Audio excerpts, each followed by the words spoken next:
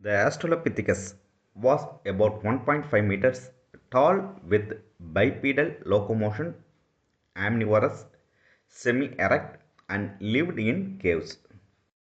இந்த Australopithecus 1.5 metres டால் 1.5 metre உயரம் with பைபீடல் இரண்டு கால்களால் நடக்கக்கூடிய திறன். பைபீடல் மீன்ஸ் இரண்டு, பைனா இரண்டு, பீடல்னா கால்கள்.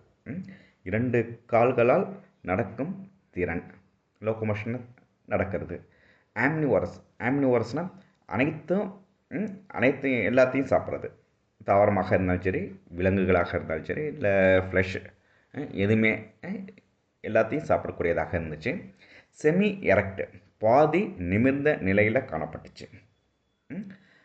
And lived in caves. இந்த மாதிரியான என்னது முன்னோடி மனிதன் வந்து குகைகளை வாழும் தன்மை உடையதாக காணப்பட்டது.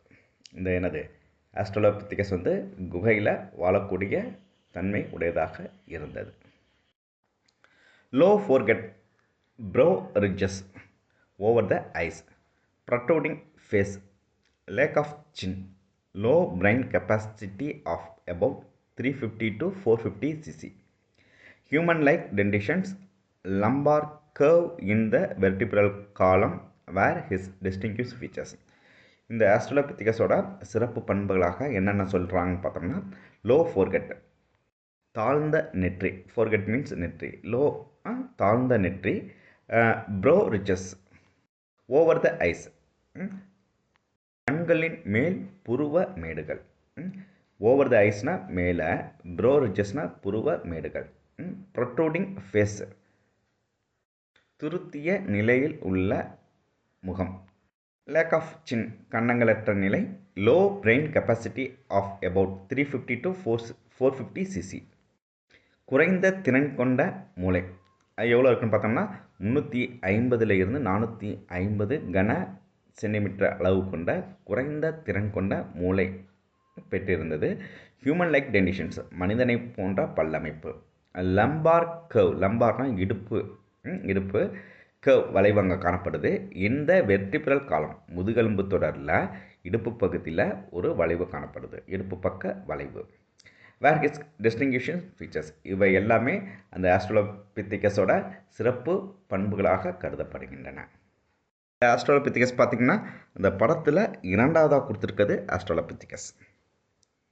Second one Homo habilis lived about 2 million years ago.